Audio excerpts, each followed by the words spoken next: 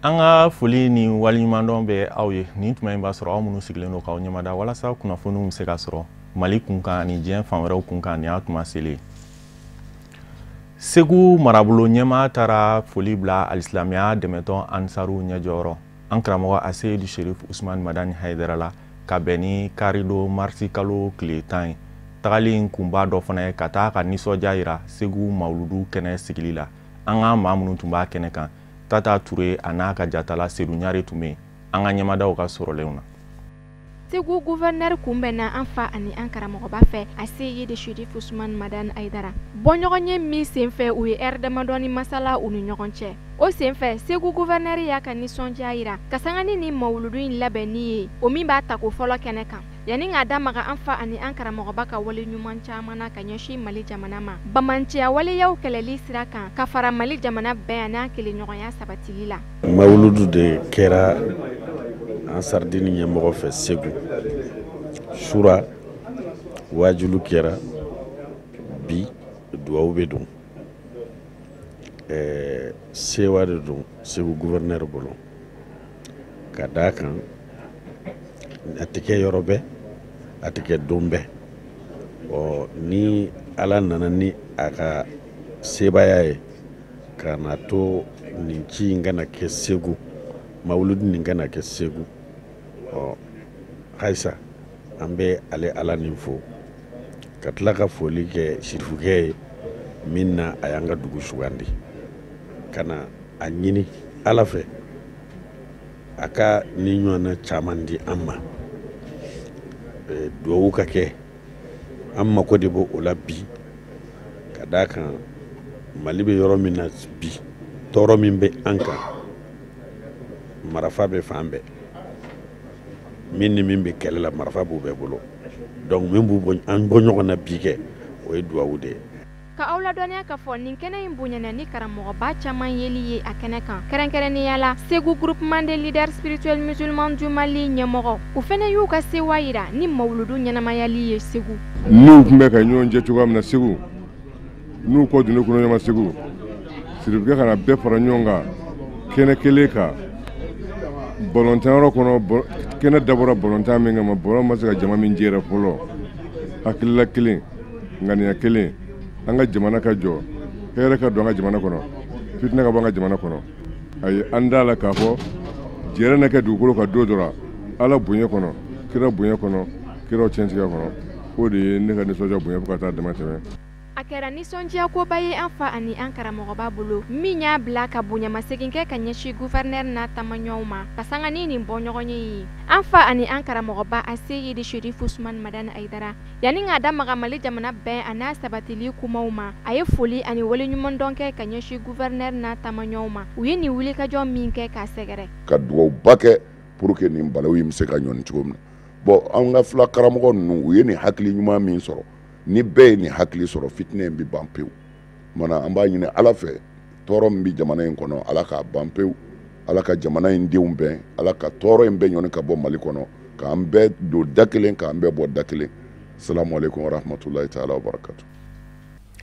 Mali silamɛw ka fara ɲɔgɔn kan jɛkuluba groupement des leaders spirituels Maniema alisilamɛya dɛmɛtɔn Ansaru ɲɛjɔyɔrɔ an karamɔgɔ Aseyidu Sherif Usman Madani Hayidara n'a nɔfɛtugumɔgɔw sɛnsɛnna ka taa stade Amari Ndaw la walasa ka taa Mawuludu dugawudon kɛ hali bi Tata Ture n'a ka jatala Seydou Ɲare ka sɔrɔlenw don. Kilomètre damado bolilen kɔfɛ ka bɔ Sido Soninkurani ka na stade Amari Ndaw la ka Segu goudron kura sira minɛ ni ka labanna ka tɛmɛ ni Segu échangeur kura ye an fa ani an karamɔgɔba Aseyidu Sherif Usman Madani Hayidara ni ka fara a nɔfɛmɔgɔw kan u sɛnsɛnna ka don stade Amari Ndaw kɔnɔ u kelen kɔ ka stade Amari Ndaw donda basago o y'a sɔrɔ silamɛya dɛmɛtɔn Ansaru ɲɛjɔyɔrɔ ka fara groupement des leaders spirituels musulmans du Mali ɲɛmɔgɔba kan o sanga y'a sɔrɔ a kanubagaw kelen don ka ni balɔntan terrain fa iko da kɔnɔɲi u sewale o kelen na an fa ani an karamɔgɔba Aseyidu Sherif Usman Madani Hayidara a ye stade Amari Ndaw lamunu kokura ni ka bonyamasegin kɛ ka ɲɛsin a kanubagaw ma sanga damani kɔnɔ foli ani waleɲumandɔn sira kan ni ka sɔrɔ ka labanna ka sigiyɔrɔ magɛn ka kɔn Ansaru ka folikan dali ɲɛ an bɛ aw ladɔniya k'a fɔ ni wulikajɔ min kelen filɛ ni an fa ani an karamɔgɔba fɛ ka ɲɛsin Segu dugu kɔnɔna ma a bɛ don Alakira Muhamɛd kisi ani nɛɛma b'a ma ale ka bange ni ɲaɲani kadara kɔnɔ min n'a sigira sen kan Segu section Ansaru fɛ o min b'a ta ko fɔlɔ kɛnɛ kan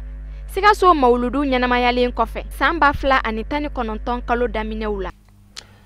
Mawuludu kɛnɛ belebele mun sigira Segukaw fɛ ni a labɛnna Segu Ansaru fɛ a dugawudon kɛra ka bɛn karido marsi kalo tile 10 a kɛnɛ kan maaw bɔra diɲɛ fantan 4 bɛɛ lajɛlen la ka na Alihamidu Badeni ani Fuseni Keita Buya Kulibali olu tun bɛ Serifula Jabaranso tɔgɔ la an ka ɲɛmadaw ka sɔrɔlenw na.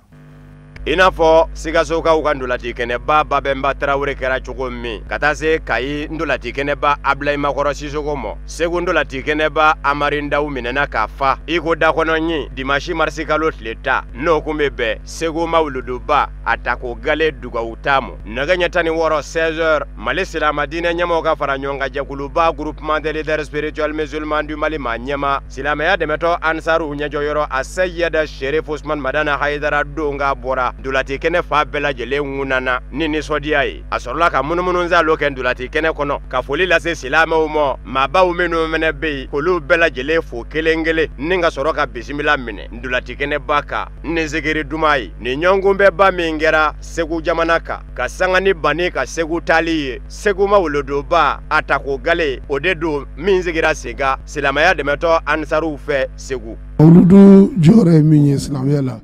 jango groupement de leaders thème min n'an b'o ta san o san ɲinɛ an ye thème min da o ye ko mawuludu Alakira de c'est la vie du prophète kɛra ka ɲɛnamaya bɛɛ faralen ɲɔgɔn kan o de wele ko mawuludu ka taa a yɛrɛ ka ko a bangeni ye ka na a bangeni na ka taa se a fatuli ma fo ka taa se bi ma a ye nɔɔrɔ min di diɲɛ ma o tɛ tunu donc o la mawuludu kɛra ladegeli ɲumanba ye anw bolo an y'o de ta ɲinɛ donc o la mawuludu jɔyɔrɔba de bɛ adamadenw ka ɲɔgɔn kanu ka ɲɔgɔn minɛ. maa ba yirikaden ye ɲɔgɔn sɔrɔ ndolati kɛnɛ stade Amari Ndaw la ka silamɛya dɛmɛtɔ Ansaruw ka wele jaabi Segu section a sous section ni komitew ani Ansaruw minnu bɔra danjɛbɔ ɲɔgɔn jamana wɛrɛw la ka bisimila minɛ Segu. An bɛ Segukaw fo aw tɔgɔra ka Segukaw fo danti foli min na vraiment an nisɔndiyara a kɛra wasa ye n'aw y'a jateminɛ an taara yɔrɔ o yɔrɔ an y'a mɔgɔ nombre fɔ aw ye bolimafɛn min nana an y'a fɔ a ye nka hali sisan u bɛ n welela ka nombre dɔ di yan donc n'an ka Segukaw ta fara ɲɔgɔn kan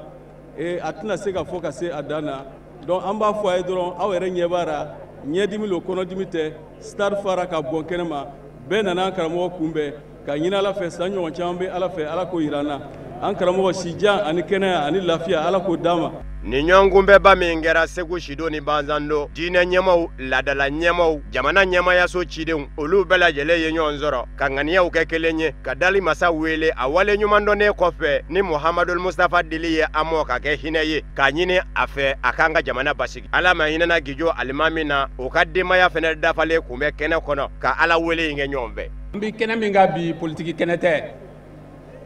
diinɛ kɛnɛ don.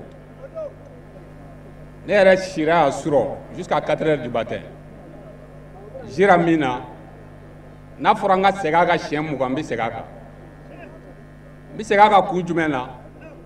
parce que fɛn o fɛn fɔra sɔrɔ n'a fatiya bɛna ta bi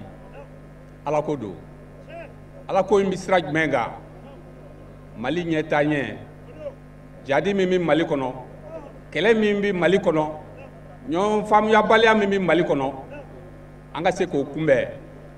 Ala ni an ka karamɔgɔ barika Ala n'a ka dugawu. Kuma dili dunanbaw ma dakuruɲɛ fila fila ka lase a Sayyada Sherif Usman Madana Haidara sirifikɛ a ye sanga damadɔ kɛ wajuli la ni ka sɔrɔ ka dugawu kala to a Sheikh Abuna Ɲangi bolo miniti fila fɛnɛ dira bɛɛ mɔ bɛɛ ka ŋaniya siri ni ka dugawu don Mali silamadinɛ ɲɛmɔgɔ ka fara ɲɔgɔn kan jɛkuluba groupement des leaders spirituels musulmans du Mali ma ɲɛma silamɛya dɛmɛtɔ Ansaruw ɲɛjɔyɔrɔ a Sayyada Sherif Usman Madana Haidara sɔrɔla ka dugawu kɛ ka ɲɔgɔnkunbɛba in kuncɛ.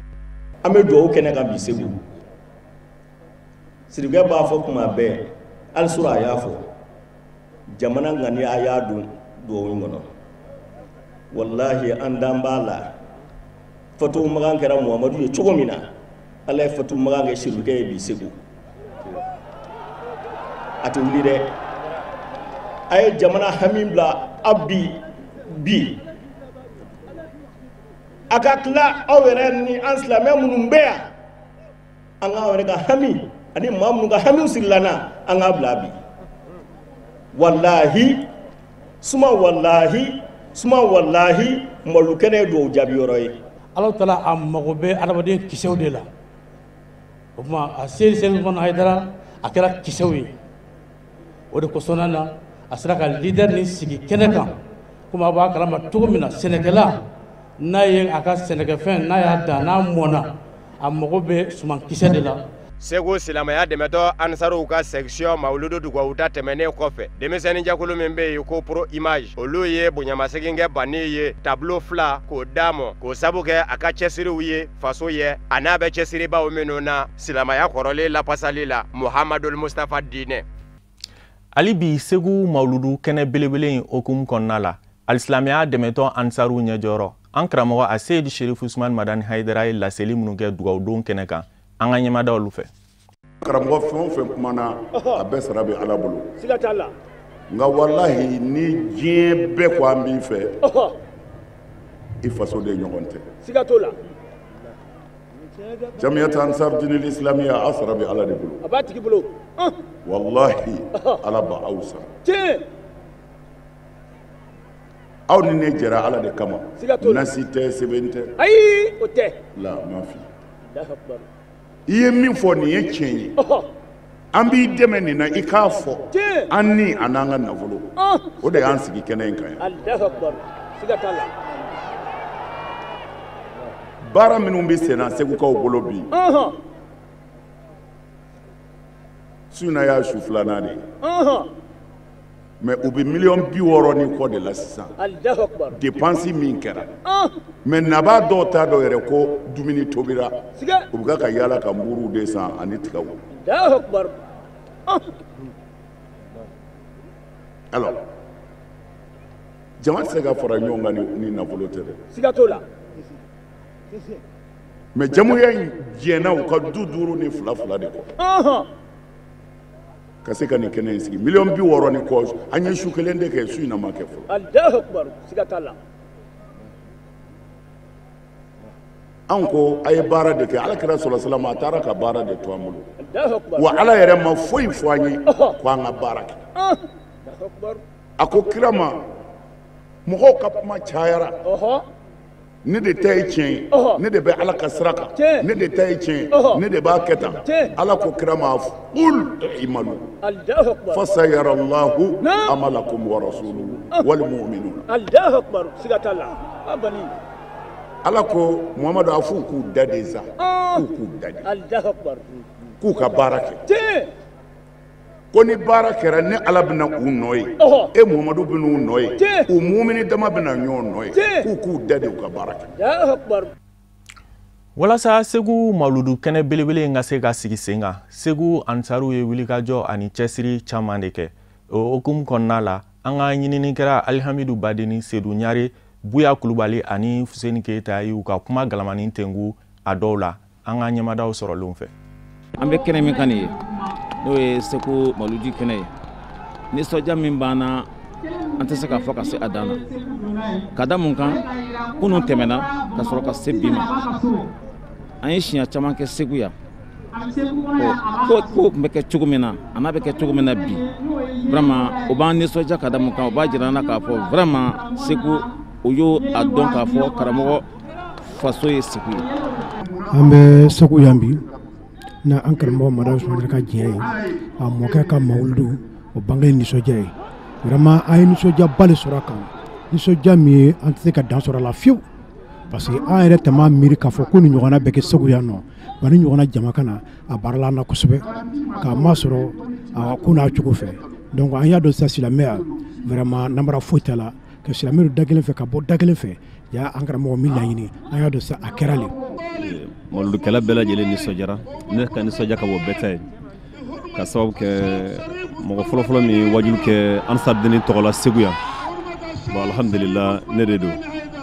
ne ni mɔgɔ karamɔgɔ Salo karamɔgɔ o y'a sɔrɔ mɔgɔ tɛ se hali mɔgɔ tan ma alhamdulillah o don tɛmɛna c'était en 89 90 91 bon an kun t'a dɔn abada k'a fɔ ko nin bɛ kɛ ka stade fa tan nɔ jamana tan nɔ an b'a fɔ bi de ye an ka seli an bɛ ala fo k'ala barikada. I ye ko o ye fɔ ko ban karamɔgɔ a faso de ye Segu ye Mawuludu kɛnɛ sigira yɔrɔ caman na vraiment mais ka karamɔgɔ yɛrɛ content k'a wasa sura yɛrɛ da sira ma a ko Sikaso ta kɛra Kayi ta kɛra mais ala b'a dɔn an b'ale faso la nin diyara ye nin bɛnna ma o tuma na an bɛ ala fo k'ala barikada mɔgɔ mɔgɔ se yɛrɛ se yan ka dugawu k'a bɛɛ lajɛlen ka ɲini ala fɛ min ma mɔgɔw natɔ sɔrɔ ala k'u kɛ k'u tatɔ sɔrɔ ka dugawu k'an karamɔgɔ yɛrɛ ye vraiment a y'a faso wasa. Kalanso mun bɛ yen ni a fɔ a ma tubakɔrɔ i n'a fɔ dadalako la u bɛ jɔnjɔn di u ka kalandenw ma minnu ka wulikajɔ cɛsiri barika bonyana kalan nasiraw kan u y'o laada la tile ka bɛn sibiridon marisi kalo tile 9 Sajo Sidibe a n'a ka jatala Sanba tun bɛ yen nɔ an ka ɲɛmadaw ka sɔrɔlenw fɛ.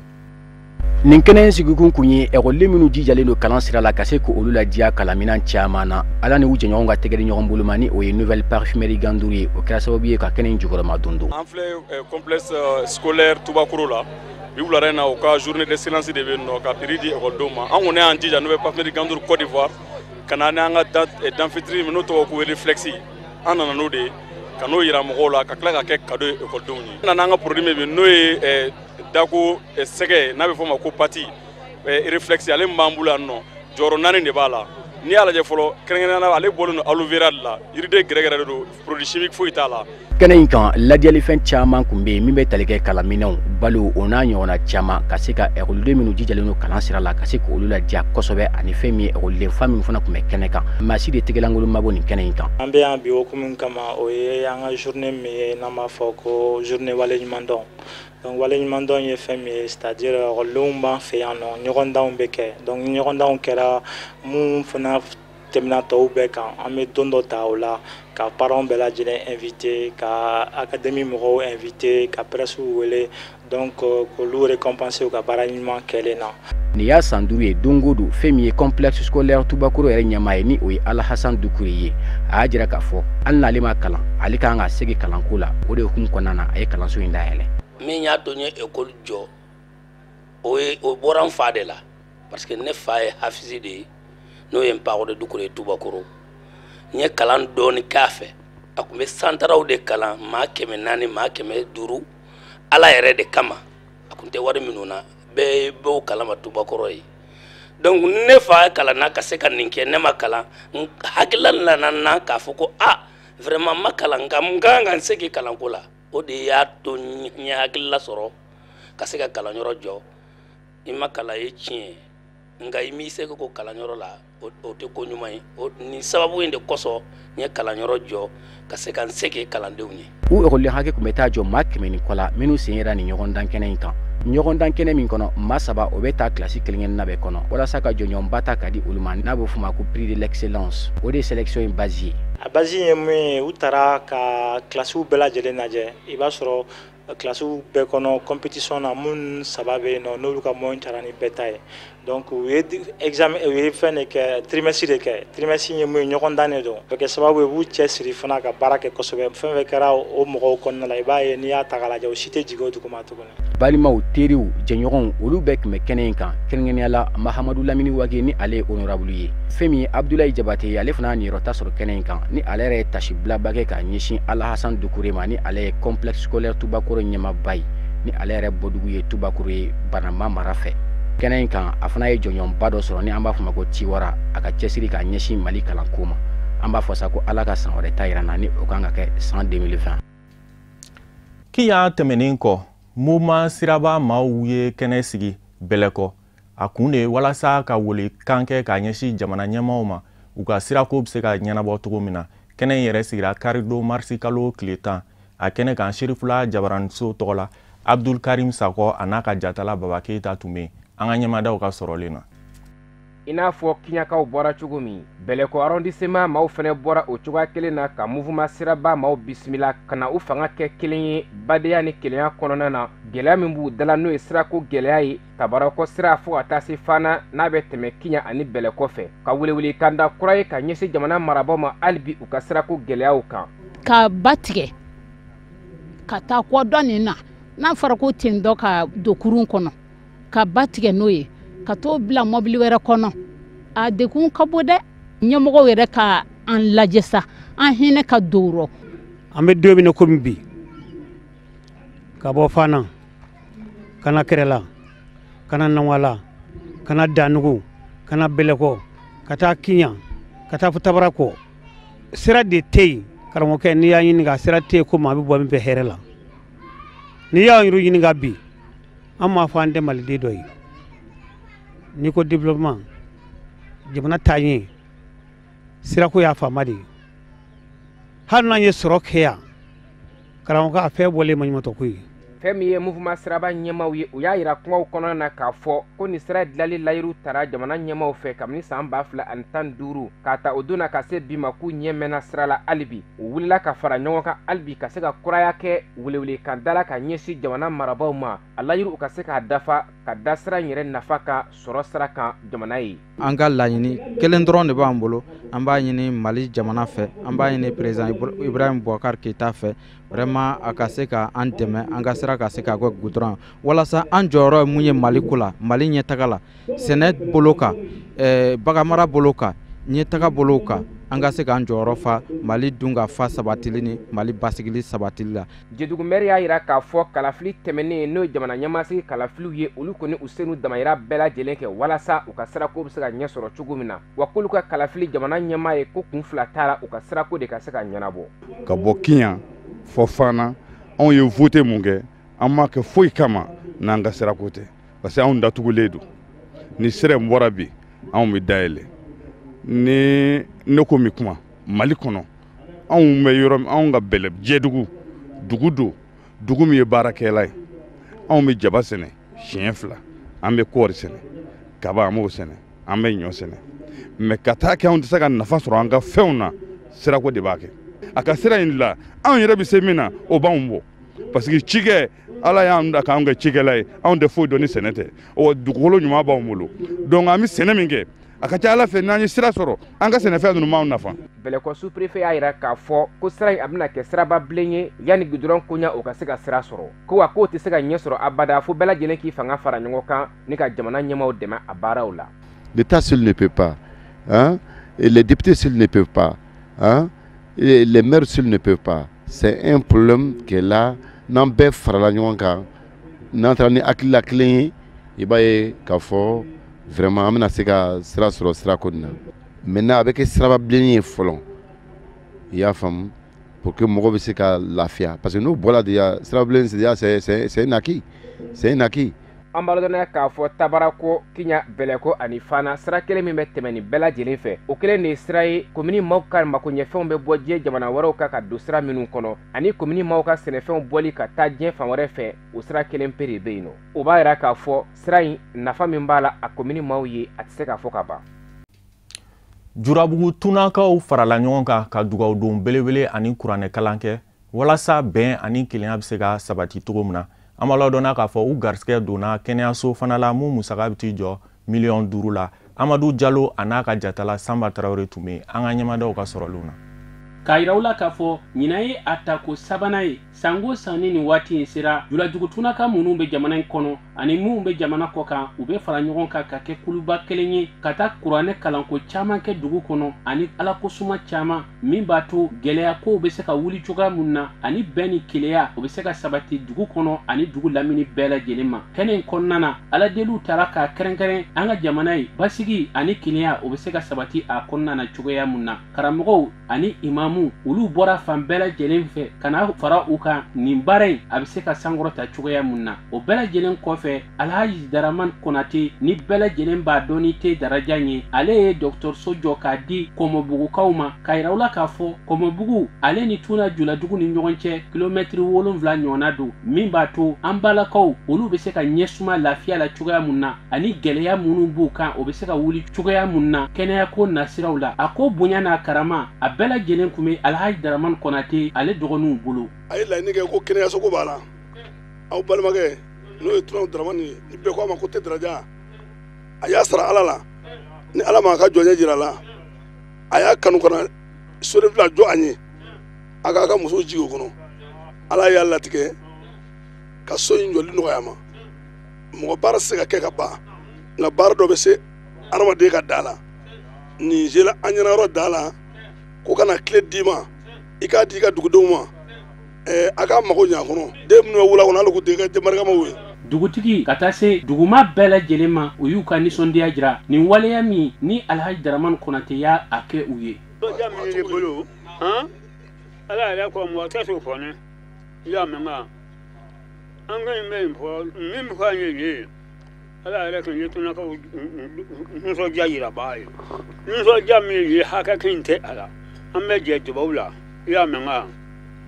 masa bɛɛ n'a tile ye min tile ma se u bɛɛ kɛ diɲɛ kelen ye nin ye o tuma na fɛ ala maa min natigɛ min ye o bɛɛ latigɛ o ɲɛ a tɛna n'an b'a diɲɛ ko bɛɛ ma o de sɔn ala ka masaya ma ala masa dɛ jɔnsi kun t'a dɔn ko nin bɛɛ kɛ sa mɔgɔw yɛrɛ ye an yɛrɛ la sigida mɔgɔw ye n'i y'a sɔrɔ ko se b'o ɲɛ o b'a n'a a dugukolo saba de b'a sigi o la dugu rɔ ka ala ko ye dɛ nin min ye nin ye nin tɛ baasi ye an bɛ fila wɛrɛ t'an na an bɛ jɛ ka foli kɛ tunakaw la ala sago jama sago. Kumabugu a denmisɛnnin ni cɛkɔrɔba maakɔrɔba cɛ ni muso bɛɛ lajɛlen sabalen don bi ka nin soko in na tellement que a diya mɔgɔ tɔgɔ la dɔɔnin si tɛ k'a fili bi ni k'a bɛn sini gɔngɔrɔ ko tɛ o nafolo don an bɛ tunakaw fo ka dara sɛbɛ kɔrɔ fo. Musokuntigi tɔgɔ la bɛɛ y'i jeni yɔrɔ fɛ dara tɔgɔ la dara ye baara min kɛ nin ye dan tɛ a bonya la an b'a fo k'a waleɲuman dɔn ala k'a nɔnabila kɛ miliyari kɛmɛ dama dama ye ala k'a kɛ kɔrɔta so ye ala k'a kɛ wasa so ye.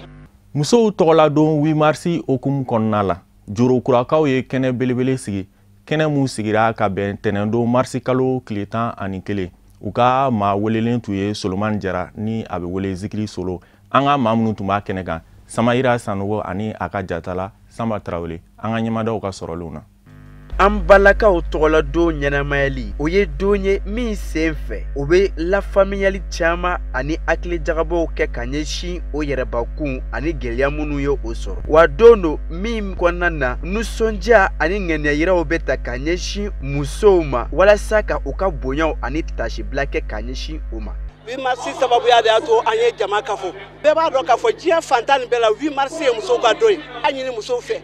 bɛɛ lajɛlen k'i cɛsiri ka nin don in bato ka nin den kɔrɔta walasa don in ka sankɔrɔta parce que mɔgɔ dɔw de kɛra sababu ye ka don in kɛlɛ kɛ. An ka commune kɔnɔ dugu 37 de b'a la o dugu 37 n'o mɔgɔ bɛɛ lajɛlen sera ka se anw fɛ yan Jorokura bi foyi t'anw fɛ ni fali ani tanu tɛ ka mɔgɔ bɛɛ lajɛlen fo ka mɔgɔ bɛɛ lajɛlen bisimila ala ka a ɲɔgɔnna yɛrɛ jira n na. Masina marakafo ɲɛmɔgɔw kɛnɛ in kan o y'o ka dɛmɛ ani ŋɛnɛya ɲumanya sɛbɛntiya ka ɲɛsin an balakaw ma ni ka tila k'a yira k'a fɔ o n'aw jɔyɔrɔ fi cogo min na gɛlɛya minnu bɛ ka kɛ ka ɲɛsin an balakaw ma caman bɛ se ka bɔ olu la. Ne nana Jorokura bi musow ka don na n'o ye 8 marsi ye donba de ye musow ka don n'o musow bɔra yɔrɔ min na an yɛrɛ bɛ bɔ yen ka n'u dɛmɛ u ka don na an ka dɛmɛ ye mun ye an bɛ musow ka bolo kan waati bɛɛ u mana s'a ma u mana wuli ka taa yɔrɔ min na an bɛ tugu kɔ. An ka dɛmɛ b'u ye toujours hali ni événement ye an y'u dɛmɛ k'a organiser événement fɛn o fɛn n'a nana musow tɔgɔ la an wajibiyala n'u k'u dɛmɛ parce que an tɛ se ka taa k'u to ko i tɛ se ka taa ka mɔgɔ to n'i ye bolimugu dun k'a to i bɛ tila ka segin a nɔfɛ n b'a ɲini bɛɛ fɛ o tɛ Mali dɔrɔn ye diɲɛ bɛɛ mɔgɔ o mɔgɔ n'i bɛ diɲɛ latigɛ kɔnɔna na i k'i hakili to muso la i k'a dɔn k'a fɔ i laban ye musow ye parce que i jujɔn bɔra musow la donc i bɛ se ka musow dɛmɛ cogo cogo i k'u dɛmɛ tɛ walasa u bɛ se ka yiriwa. Muso bɛɛ lajɛlen kan ka wuli ka jɔ cogo min na an balakaw ani npogotigininw ka yɛrɛmahɔrɔnya bɛ se segin o ma min na kɛ sababu ɲuman ye sɔrɔko bunako kan k'an ka jamana yiriwa. Bi kɔni an ye ɲɛnajɛ organiser 8 marsi hukumu kɔnɔna don pour que an ka na an ka ɲɔgɔn ɲɛnajɛ parce que musow ka fête de don an yɛrɛ ye musow ye jama ɲɛmɔgɔw k'u hakili to musow ka 8 marsi fête ko la donc k'an dɛmɛ parce que an mago bɛ dɛmɛba de la a kɛ kun ye de ka musow dɛmɛ ka denmisɛnninw dɛmɛ pour que nin don kelennin ka dabɔ musow fana ka lafiya kama donc a jamana ɲɛmɔgɔ an bɛ foli k'aw bɛɛ lajɛlen hali sisan a ka hakili to musow la ani denmisɛnninw la. Ani Bamakɔ cɛ bɛ taga bila kilo 342 ɲɔgɔnna na. Jorokura ye dugu ye min tu tigɛra san 1944 san wa dugu do min sigibaga caman ye samɔgɔw ani bamananw ye. Baarako bunako kan o ka wulikajɔw bɛnnen bɛ malo sɛnɛ nanko baara ani mɔni ma. O la an b'a fɔ ala ka san wɛrɛ 8 marsi jira an bɛɛ lajɛlen na.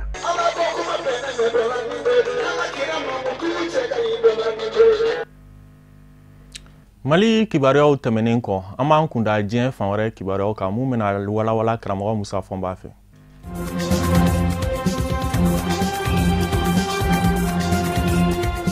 Algérikaw ka jamana ɲɛma Abdel Aziz Bouteflika y'a yira ntɛnɛ wuladanyanfanw fɛ k'a fɔ yɛlɛma dɔw kɛra tiɲɛ don a yɛrɛ tɛ nin kan bɔ ka manda 4nan ɲini bilen o nka a bɛ manda 4nan min na kalata nata bɛ bɔ a mɔ a y'a yira k'a fɔ minisiri ɲɛma min fɛnɛ kun bɛ a bolo k'a y'o bila fangasinamatɔnw y'a yira k'a fɔ hali bi u ma diɲɛ ni o hakilina ye a kɔni ngɛrɛfɛmɔgɔw ye tɛgɛrɛ fɔ a ye wara hakilina la Ahmed Ouyaya ni o kun ye minisiri ɲɛma ye a y'o jigin ka jamana kɔnɔna lakana ni minisiri o nɔna ni o ye Nureddin Bedoui ye ale yɛrɛ min ye jamana ɲɛma ye a ka danga a y'o kɛ Ramtan Lamamara ye n'o kun ye minisiri ɲɛma danga ye a ɲɛsinnen fɛnɛ kun don Algérie ni jamana wɛrɛ ni ɲɔgɔn cɛ kun ye ɲɛnabɔw mɔ Sofiane Jilali ni ale ye fanga ɲini dɔ Gilles Jadid o ɲɛma ye n'a fɔra dama kɛmɛ ka jira k'a fɔ a jɛndɛ ni jamana ɲɛma Abdel Aziz Bouteflika ka mana 4nan ko in ye o y'a yira k'a fɔ nin kɔni ye yɛlɛko kumaden maa minnu ye san caman kɛ ka jamana sigi a senzabara kɔnɔ n'a fɔra ko olu de n'an b'u yɛrɛ kɛ yɛlɛma kɛbaw ye bi ko yɛlɛko kuma da du olu tɛ dɔwɛrɛ dɔ jamana ɲɛma Abdel Aziz Bouteflika fanga u t'a fɛ wa ni maa minnu jɛra ka jamana mara ɲɔgɔn fɛ u t'a fɛ olu si ka ye jamana ɲɛmaya la bi k'u bɛɛ ka taa Abdallah Jabala ni o ye Front de la Justice et du Développement o fanga ɲini dɔ maa ɲɛma ye minnu kɛn bɛ ka silamɛya diinɛ berefini biri u yɛrɛ la o y'a yira k'a fɔ Abdel Aziz Bouteflika ka fanga laada ye min ye k'o de daminɛna k'a tɛ dɔgɔkun damadɔ bɔ Abdel Aziz Bouteflika dɔgɔkɛ Saïd Bouteflika kun bɛ ka kuma ɲɔgɔnya n'o don ani fanga ɲini dɔw ni ɲɔgɔn cɛ jango a kɔrɔkɛ Abdel Aziz Bouteflika a ka manda 4nan min na b'o la dɔ ka fara o kundala kan ka dɛsɛ ko wa ko nin y'o de sɛmɛndiyatɔ ye bi jagoya ko nka ko ɲinɛ bɛ kɛ fɛn min kɔ jamana sariya sunba tɛ jɛ ni a ye n'i ka kumaw dafara jamana ɲɛmaya la i bɛ wuli de.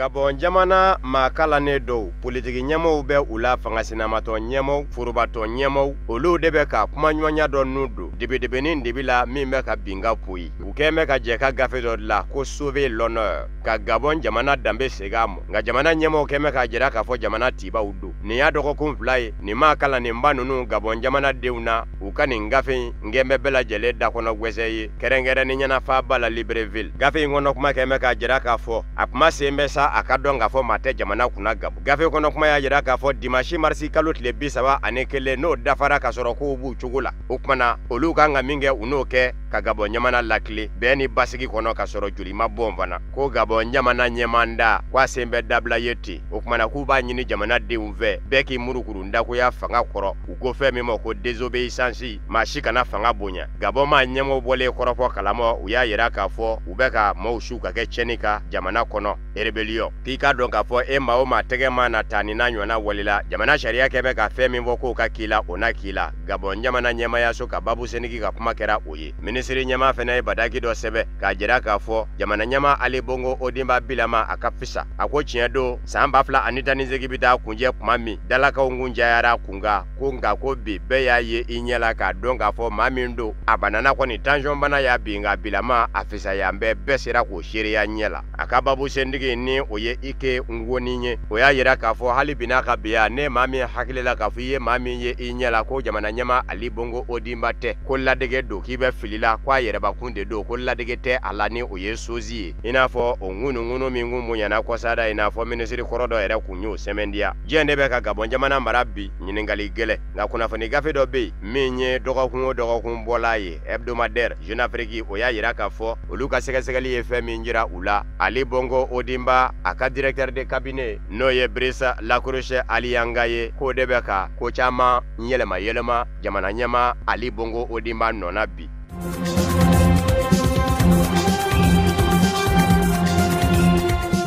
Congo Kinshasa jamana kɔnɔ jamana ɲɛmakɔrɔ Joseph Kabila ani fanga ɲinindɔ minnu farala ɲɔgɔn kan k'u b'a ka cɛbɔ jiralen dɛmɛ Emmanuel Ramazani Shadari k'a kɛ jamana ɲɛmaa ye n'u dɛsɛra Front commun pour le Congo u dɛsɛra k'a kɛ jamana ɲɛmaa ye nka u sera ka wasaden fanba kɔni sɔrɔ wasabulon kɔnɔ marisikalo tile 11 wasabulon manga minnu fɛnɛ bɛ marabolow kɔnɔ ni u k'o ma ko assemblée provinciale o fɛnɛ kalata min kɛra jamana ɲɛmakɔrɔ Joseph Kabila n'a nɔfɛ fanga ɲinindɔ ninnu ko Front commun pour le Congo olu olu de fɛnɛ ye maa fanba sɔrɔ o marabolo wasabulon nunu fɛnɛ kɔnɔ o de y'a to sa maa bɛ k'i yɛrɛ ɲininka Felix Tshisekedi jamana ɲɛmaa kura a bɛna jamana in mara cogo jumɛn dɛ a kɔni mana tigɛ Dawuda ka jamana ɲɛmaakɔrɔ Joseph Kabila a n'a nɔfɛ fanga ɲini dɔ nunu ngɛn bɛ ka jira k'a fɔ Kongo politiki bina k'u ka jamana ɲɛmaa Joseph Kabila mana bila yɔrɔ min o de don ko nin b'o de sɛmɛndiya barisabu ka d'a kan i mana taa jamana mara fɛn o fɛn na a kanubaw de ka ca ye wa o de y'a to fana danaya dara a kanubaw ka cɛbaw ka n'olu fɛnɛ donna marabolo wasabulon kɔnɔ jamana ɲɛmaakɔrɔ Joseph Kabila a n'a nɔfɛ fanga ɲini dɔn marabolo min dara k'u da marabolo ɲɛmaasigi kalata in na o ye Congo Central, Kasai Central, Kasai Oriental o dɔw tora Felix Tshisekedi ka fanga ɲini dɔ bolo ni o ye UDPS ye nka hali Kasai Central o tora Moïse Katumbi ka bolo kan Faba yɛrɛ mara o ta de ye mɔgɔw kɔnɔ guwa maa min na ni bɛɛ kan mɛn ko sɛkililasiri bɛna kɛ jamana ɲɛmaakɔrɔ Joseph Kabila ka cɛbɔ o ni jamana ɲɛmaakura Felix Tshisekedi ka cɛbɔ cɛ mɔgɔ bɛ taa bala min na jamana ɲɛmaakura Felix Tshisekedi ka cɛbɔ sina ka jira k'a fɔ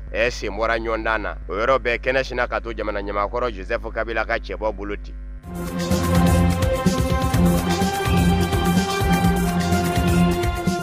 Pangurungu nasara ka bi pangurun jia min ni u ka ma ko Boeing 737 Maxi nazarala tɔnba Union Européenne y'a yira k'a fɔ olu ka sankolo y'a mɔ haramu ye a ti pan u kunna bilen kɛrɛnkɛrɛnni ɲɛna jɛkulu min ɲɛsin bɛ sanfɛla lakanani ko mɔ nazarala tɔnba Union Européenne bolo Agence Européenne de la Sécurité Aérienne k'a sabu kɛ Ethiopikaw fɛ yen pangurun dɔ bira a wulitagani yɛrɛ wa siɲɛ 2 kalo 6 kɔnɔ nin pangurun jia kelen in de bɛ bin ni mɔɔw ye ka mɔɔw ni tiɲɛ nazarala tɔnba Union Européenne ko siga bɛ panguru in yɛrɛ bɔcogo la a dilayɔrɔ la nka yanni nazarala tɔnba Union Européenne ka nin fɔ kɔnɔ min bɛ yen ni arabuw ni chinois bɛ ɲɔgɔn sɔrɔ ye u k'a ma ko Asie jamana ka taa se Océanie ma olu bɛɛ lajɛlen kun y'a jira k'a fɔ a tɛ jigin u fɛ yen a tɛ wuli u fɛ yen Amérique jamana bi-bi in na maa bɛ maa la ni nana Boeing marque in jɔ ko mɔɔw ka don a kɔnɔ bɛɛ b'i tuuru k'i jɔ taama ti bɔ o kɛn bɛ ka Amérique ma ɲɛmaw kɔnɔ kuwa Faransi jamana ni Allemagne jamana ni Angleterre ka taa se Pays-Bas ni Italie ma olu bɛɛ lajɛlen y'a yira k'a fɔ panguru in tɛna s'a mɔ nin kuma in na fɔ a ɲɛ ka ɲini Amérique yɛrɛ gun ka Argentine jamana bɛɛ ten Inde jamana y'a yira tarata marisi kalo tile 12 k'a fɔ pangurun jia in ni o ye Boeing 737 Maxi ye ko a bɛɛ lajɛlen gwene bi to dugu la u ti pan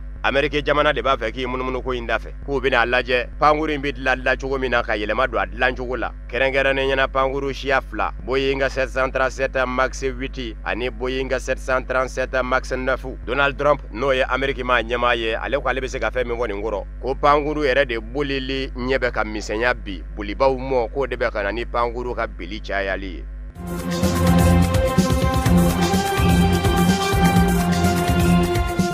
Emmanuel Macron a bɛ munumunu zalo la farafina kɔrɔyanfa fɛ jamanaw minnu ye Anglɛkan fɔ jamanaw ye a bɔlen kɔfɛ Ethiopie a b'i kunda yɔrɔ min kan o ye Kenya jamana ye Nairobi Uhuru Kenyatta fɛ nin bɛna ka siɲɛ fɔlɔ ye yɛrɛma hɔrɔnya talen kɔfɛ Faransi jamana ɲɛmaa dɔ ka bisimila Kenya ma ɲɛmaaw fɛ nka Emmanuel Macron yɛrɛ ale ka laɲini ye min ye bi a b'a fɛ k'i ɲɛsin Anglɛkan fɔ jamanaw ma farafina bawo bɛɛ kɛn bɛ ka farafina Faransikan fɔ jamanaw de kɛ u ko kɛ ɲɔgɔn ye o kumana cakɛda minnu bɛ u bolo Faransi jamana kɔnɔ n'olu ye dilali kɛ cakɛdaw ye k'olu kunsi farafina Anglɛkan fɔ jamanaw ma jango sɔrɔ bɛ se ka kɛ bɛɛ ka bɔ nɔ numɔ o ye Emmanuel Macron ka laɲini ye o tɛmɛnen kɔfɛ Faransi ma ɲɛmaa yɛrɛ caman bolo farafina yɛrɛ a disibaw bɛ fa min na o y'a Anglɛkan fɔ mayɔrɔ ye o kɔrɔ ye ko jamanaw minnu sɔrɔ ka bon farafina o ye jamanaw de ye minnu marala Anglɛw fɛ yanni yɛrɛma hɔrɔnya ka taa o kumana Faransi b'a fɛ k'i kunsin yen den mɔ sa Emmanuel Macron ni cakɛdaw minnu bɛ ɲɔgɔn fɛ taama in na a ma ɲɛmaw o ye J. Alstom ye ani EDF ka taa se NG Danone o n'a ɲɔgɔnna cakɛda ɲɛmaw Faransi jamana yɛrɛ bolo cakɛɲɔgɔnya n'u bɛ se ka don u ni Kenya jamana cɛ dugu jukɔrɔ nafa sɔrɔ sira bɔli kunkan ko baw k'o dasilen de bɛ Kenya dugukolo jukɔrɔ miliyari 3 ɲɔgɔnna kɔntara o de kan ka tɛgɛnɔ bila Amérique ni Kenya ni ɲɔgɔn cɛ taama in senfɛ.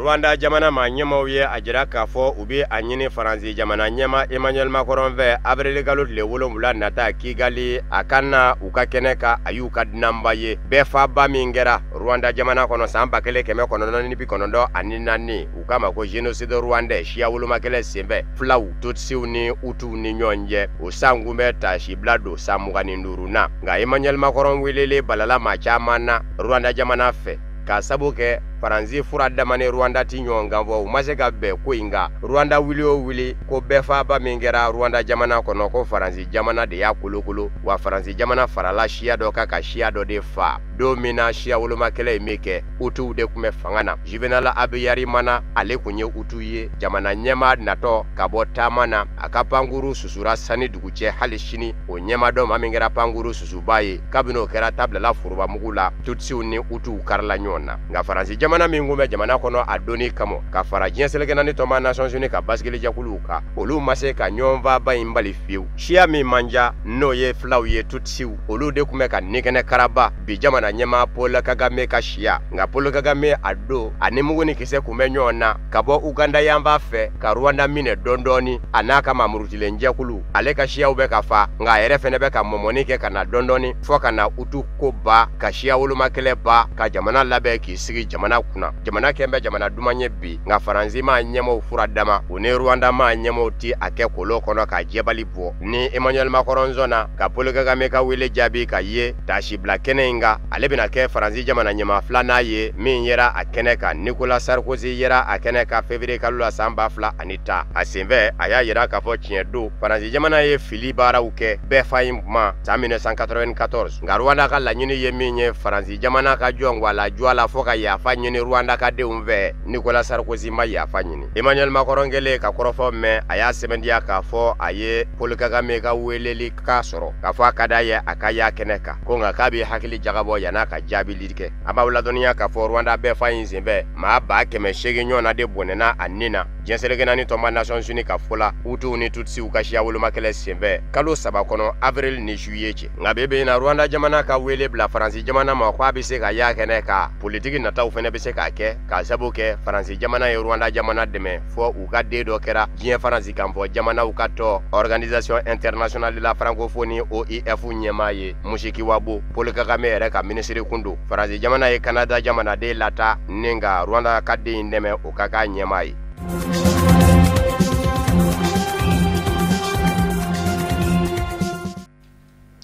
O de bɛ dan sigi bi bamanankan kunnafoniw na mun sera ka fara ɲɔgɔn kan ka bɛn ni tuma ye ma kunnafoni di so ɲɛmaayaso fɛ ani ce aw k'an bɛn n'Ala sɔnn'a ma.